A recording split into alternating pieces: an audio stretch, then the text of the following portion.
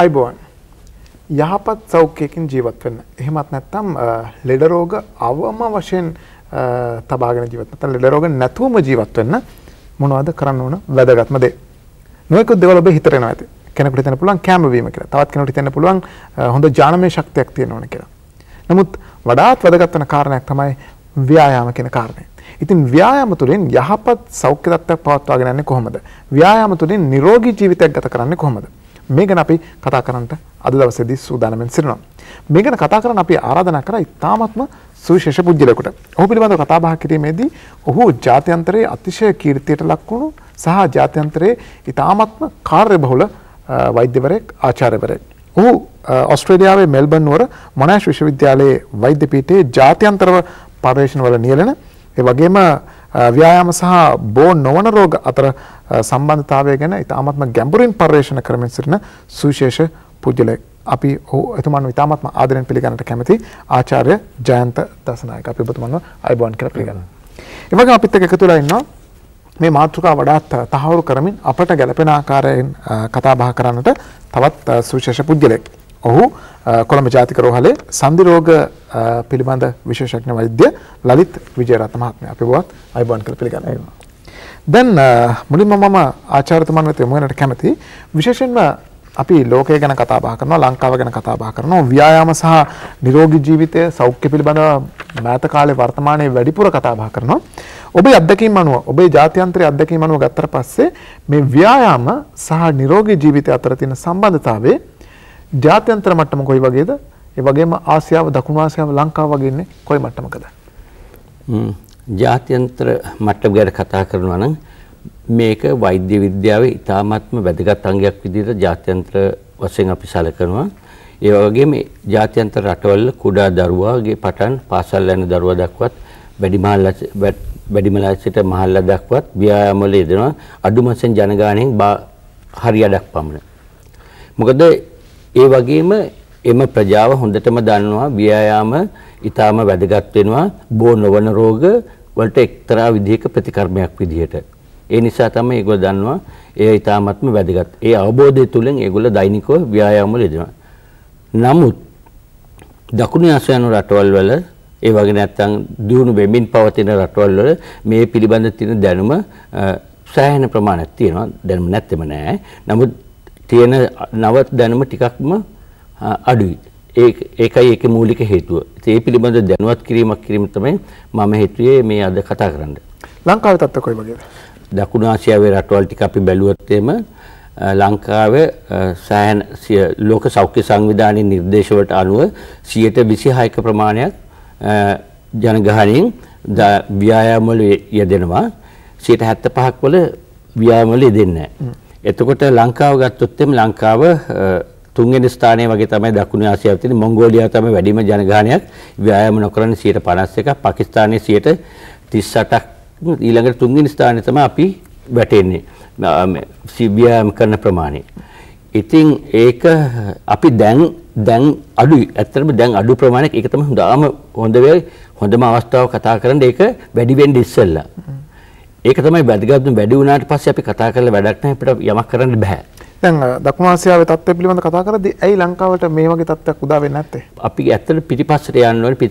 පහුගිය අවුරුදු 20 ඇතුළත මොකද නැත්නම් 30 ඇතුළත මොකද වුනේ කියලා. ඉතින් අපි උදාහරණයක් විදිහට අරගෙන බැලුවොත් අපි අවුරුදු 20කට එහා බැලුවොත් අපේ එදිනෙදා ක්‍රියාකාරකම් විශේෂයෙන්ම ආහාර සපයා ගැනීම, එදිනෙදා රැකියාවන් ඒ සෑම දෙයක්ම කෙරුවේ කය වෙහෙසලා තමයි අපි වැඩි කරේ. උදාහරණයක් ගත්තොත් අපි කුඹුරු කොටනවා නම් අපි උදැල්ලෙන් අරගෙන ගිහලා කුඹුරු කොටනවා. දර කැලේට ගිහලා දර කඩාගෙන ආවිල්ලා දර ගෙනල්ලා කෑම උයනවා. ඒ தત્ත්වයේ බොහෝ දුරට මගහැරලා ගියා. ඒ මගහැරීම නිසා සිද්ධ වුණේ කය වෙහෙස වැඩ කරන ප්‍රමාණය යන්ත්‍රණයකට බාර දුන්නා. ඒක හේතුව තමයි ඒක වළක්වන්න බෑ. හේතුව මොකද අපිට කාර්යබහුලතාවයෙන් වේලාව ඉතුරු කරගන්න ඕනේ. වේලාව කියන්නේ මුදල්. ව්‍යායාම කරන ප්‍රමාණය අඩු වුණා.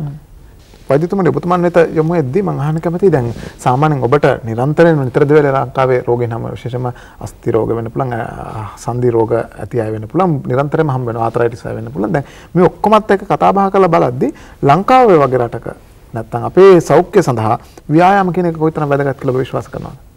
ඉතින් ආමන්ත අපි ලෝක සෞඛ්‍ය සංවිධානයේ අලුත්ම අර්ථකථනය බැලුවාම සෞඛ්‍ය කියලා අදහස් කරන්නේ කෙනෙකුගේ ශාරීරික නිරෝගීතාවය විතරක් නෙමෙයි. ශාරීරික වගේම මානසික, සමාජික, ඒ වගේම ආධ්‍යාත්මික මේ හැම කොටසක්ම සම්පූර්ණ වෙන්න ඕනේ, නිරෝගී වෙන්න ඕනේ, සාමාන්‍ය වෙන්න ඕනේ සෞඛ්‍ය සම්පන්න කෙනෙක් කියලා කියන්නේ. දැන් මම හිතන්නේ ආචාර්ය ජයන්ත මාත් එක්ක එකඟ වෙයි. ලෝකයේ අද කරන අලුත් පරීක්ෂණ ඉතාම පැහැදිලිව පෙන්වුම් කරනවා. මේ ව්‍යායාම කිරීමෙන් ශාරීරික රෝග ගොඩාක්ම වැළකෙනවා. ඒ විතරක් නෙමෙයි මානසික රෝග අපි දැන් කියනවා දෙන්නා ජීවිතේ අපේ මානසික ස්ට්‍රෙස්, මානසික ආතතිය, ඒතර ડિප්‍රෙෂන්, මානසික අවපාත මේවාද බොහෝ අපේ ලංකාවේ දක්නට ලැබෙනවා. ඒ වගේ සමාජීය වශයෙන් අපි දන්නවා ශ්‍රී ලංකාවේ ක්‍රීඩා කරන ව්‍යායාම කරන එකිනෙක අතර අන්තර් සම්බන්ධතාවය වැඩි වෙනවා. ඉතින් මේ වගේ කායික, මානසික, සමාජීය හැම එකටම මේක බෙහෙම උපකාර වෙනවා. විශේෂයෙන්ම කියනවා නම් අද මම හිතන්නේ ලංකාවේ සෞඛ්‍ය ගැන කල්පනා කරාම, ලෙඩ රෝග ගැන කල්පනා කරාම ප්‍රධාන ප්‍රශ්නයක් වෙලා තියෙන්නේ මේ බෝ නොවන රෝග. අධික රුධිර පීඩනය නැත්නම් ප්‍රෙෂර් අමාරුව. ඒ වගේම දියවැඩියා රෝගය. අද හැමෝටම මේ කොලෙස්ටරෝල් කියලා එකක් තිබෙනවා. ඒ වගේම හෘදයාබාධ, අංශභාග රෝගය, අර අපි කවගේ ආතරයිටිස්, හඳ රෝග මේ හැම එකටම මේ හැම එකක්ම අද කායික රෝග වලින් ප්‍රධාන ස්ථානයක් ගන්නවා. ඉතින් නවීන විද්‍යාවෙන් පැහැදිලිව පෙන්වන්න කරන මේ බෝ නොවන රෝග නැත්නම් නිදාගත රෝග වළක්වන්න ප්‍රධාන කාරණා තුනකට අපි හුඟක් අවධානය යොමු කරනවා. එකක් තමයි නිසි ආහාර. දෙවෙනි ප්‍රධානම තැන ගන්නේ ව්‍යායාම. ව්‍යායාම මුල් තැනක් දෙනවා. ඒ වගේම ඒක සම්පූර්ණ කරන්න අපේ ගති පැවතුම්. ඒ වගේ අපි ජීවන රටාව විශේෂයෙන් දුම් බිය මත්පැන් මේ හැම එකක්ම සඳහන් ව්‍යායාමයට විශේෂ ස්ථානයක් දෙනවා. මේ කායික රෝග, මානසික හැම එකම වැළැක්වීම සඳහා. හොඳයි. දැන් ඔබතුමා අචාර්යතුමනි ඔබතුමාගේ කතාවට අතරතුරේදී ඔබ කිව්වා මේ ඒ කාලේ අපේ ජීවන රටාවත් එක්ක ව්‍යායාම නැතිකමක් ලොකුවට දැනුනේ නැහැ කියලා. ඒ කියන්නේ අපේ කය වෙහස වැඩ කරා කියලා. එතකොට අද අපි ව්‍යායාම ගැන කතා කරනවා, නිරෝගීකම ගැන කතා කරද්දී ඇත්තටම ව්‍යායාම කියලා අද අපි සාකච්ඡා කරන්නේ මොකද්ද? ව්‍යායාමයි ක්‍රියාකාරකම් කියන එක දෙකක්. ක්‍රියාකාරකම් කියලා කියන්නේ අපි එදිනෙදා වැඩ කරන වැය කරන ශක්තිය ප්‍රමාණය. ශක්තිය ප්‍රමාණය අපි ආහාර ගන්නවා, ඒ ගන්න ආහාර ශක්තිය විදිහට වැය කරනවා එදිනෙදා ක්‍රියාකාරකම් කරලා. ඒක ෆිසිකල් ඇක්ටිවිටි කියලා කියනවා. ව්‍යායාම කියලා කියන්නේ ව්‍යායාම වල ව්‍යායාමයක් කිරීමේදී යම්කිසි ගුණාංග තුනක් දියුණු කරන්න ඕනේ. එකක් තමයි දැරීමේ හැකියාව, එහෙම නැත්නම් heart and lung ෆන්ක්ෂන් කියලා කියනවා.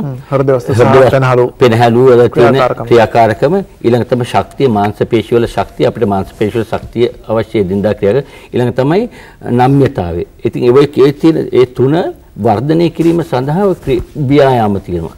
ක්‍රීඩකයෝ කරනවා වගේ ඒ තරම්ම නෙවෙයි එදිනදා කරන අය. ඒකට ඒ ක්‍රියාකාරකම් සහ ව්‍යායාම කියන එක දෙකක්. ක්‍රියාකාරම් සහ ව්‍යායාම ඒ දෙක එකතු වෙන්න ඕනේ, සංකලනයක් වෙන්න ඕනේ. අපි එදිනදා කරද්දී ඒක ඒ தત્ත්වය අපි බොහෝ දුරට පටන් ගන්නෙ ළමයින්ගෙන්. ළමයින්ට අපි දැනුවත් කරුවාට පස්සේ ඒක ළමයා ගෙනියනවා පවුලට. දැන් කෙනෙකුට හිතන්න පුළුවන් කෙනෙක් ඇවිල්ලා සමහරට ඔබතුමාට ගොඩක් මේ පිළිබඳ අත්දැකීම් ඇති සහ හම්බෙලා ඇති එහෙම රෝගීන්. දැන් ව්‍යායාම ගැන කතා කරද්දී උන් කියන දේ තමයි මම රැකියාවදී ගොඩක් දුවලා පැනලා වැඩ කරනවා. ගොඩක් මහන්සි වෙනවා. හිට මෙට ඇවිදිනවා. කාය වෙහෙසලා මම රැකියාව කරනවා. එහෙම